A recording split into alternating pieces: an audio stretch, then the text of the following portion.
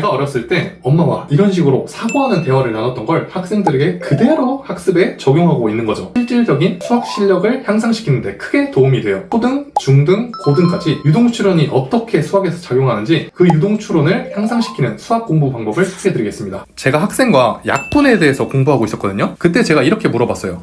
이 약분은 왜 하는 걸까? 그 학생 정말 논리적이다. 근데 제가 바로 반박했습니다. 그리고 또 하나는 숫자가 작아지면 그 이후의 계산 과정에서 계산 실수가 줄어들어서 좋다고 하더라고요. 정말 대단한데 그 이후 계산 과정에서 생각하면서 논리적 연결고리를 찾은 거잖아. 학생들이 실제로 성장할 수밖에 없겠다. 허당 엄마, 저희가 고3 때 9등급에서 1등급으로 역전했던 비결로 유동추론을 꼽았잖아요. 9등급을 받다가 1등급을 받게 된 그 이야기, 이제 실제 점수를 보면 3점이었어요. 3점. 수능에는 1등급을 받았거든요. 이게 오늘 얘기할 유동추론입니다. 그래서 오늘은 3월 새학기 학원보다 더 중요한 집에서 유동추론을 향상시키는 10분 훈련법을 일상에서 재밌는 질문으로 시작해서 사고하는 대화를 나누는 거죠. 간단한 것도 좋아요. 예를 들어서 자녀에게 이렇게 물어볼 수 있겠죠. 지하철 교통카드를 찍는 곳이 왜 오른쪽에 있을까? 그렇게 간단한 질문부터 시작하면 아이들의 전두엽에 점점 더 자극이 가고 유동추론이 향상되는 거지. 여기서 중요한 핵심이 하나 있죠. 일상에서는 이렇게 유동추론을 향상시키는 질문과 대화를 해주는 건 알겠어. 그렇다면 실제로 책상 앞에서 수업이나 공부할 때는 유동추론을 어떻게 높일 수 있을까요? 네, 그럼 제가 두 번째로 교과 과목 학습 중에 유동추론을 향상시키는 방법을 소개해드릴게요. 제가 학생과 약분에 대해서 공부하고 있었거든요.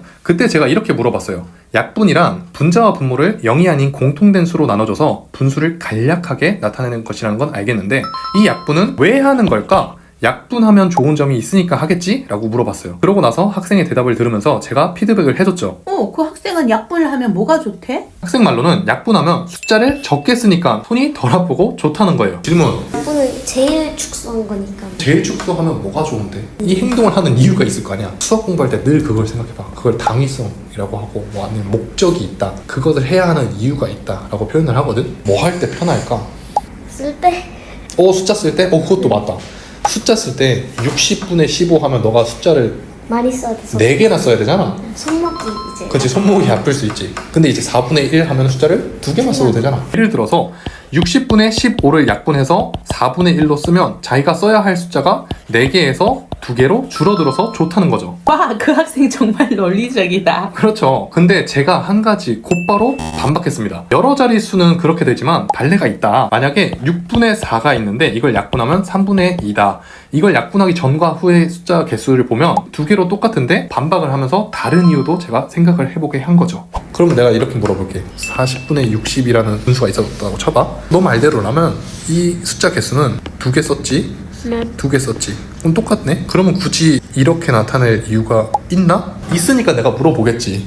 역시 허당 선생님도 만만치 않은데? 그 학생이 이 정도로 생각할 수 있는 힘이 있으니까 저도 푸시를 한 거죠. 때 살 때? 좋은 생각인 것 같아. 단위 분수로 단위 분수를 할 때? 그것도 의미가 있네. 예를 들어서 6분의 4라는 건 6분의 1이 4개 있다는 거고 3분의 2라는 건 3분의 1이 2개 있다는 거지. 네. 이거는 인정을 할게요. 왜냐면은 개수가 줄은 건 맞으니까. 어쨌든 이렇게 심층적인 토론을 거쳐 내린 결론은 뭐냐? 분수를 조각으로서 그림으로 나타낼 때 약분을 하면 아주 간단하게 그릴 수 있다는 거예요. 이게 무슨 말이냐? 그림으로 그릴 때 뭐가 더 편하겠냐를 생각했어. 예를 들어서 60분의 15. 너 그림으로 이거 그릴 수 있겠어? 아니요 기계요. GPT야 나와라. 챗GPT 정도 해야겠지. 60조각으로 어떻게 쪼갤 거야? 나는 이거 GPT야. 못할 것 같아. 이걸 간단하게 나타내서 4분의 1이라고 한다면 간단하게 얘를 4등분해서 하나만 칠하면 되잖아. 네. 그래서 가장 간단한 수로 약분을 해준다는 건 의미가 있구나. 그래서 이 의미 있는 행동에 이름을 붙여준 거야. 이렇게 가장 그렇지. 그리고 또 하나는 숫자가 작아지면 그 이후의 계산 과정에서 계산 실수가 줄어들어서 좋다고 하더라고요. 정말 대단한데 그 이후 계산 과정에서 생각하면서 논리적 연결고리를 찾은 거잖아. 학생들이 허당 선생님과의 수업을 좋아하기도 하고 실제로 성장할 수밖에 없겠다. 이 학생이 약분이라는 간단한 개념 하나 가지고 이 5가지 단계를 거쳐서 전두엽을 사용하도록 제가 질문을 해준 거죠. 제가 어렸을 때 엄마와 이런 식으로 사고하는 대화를 나눴던 걸 학생들에게 그대로 학습에 적용하고 있는 거죠. 참고로 이 학생이 저를 만나기 전에 홈스쿨링을 했었는데 초등 수학에서 크게 결손이 생겼었던 학생이에요.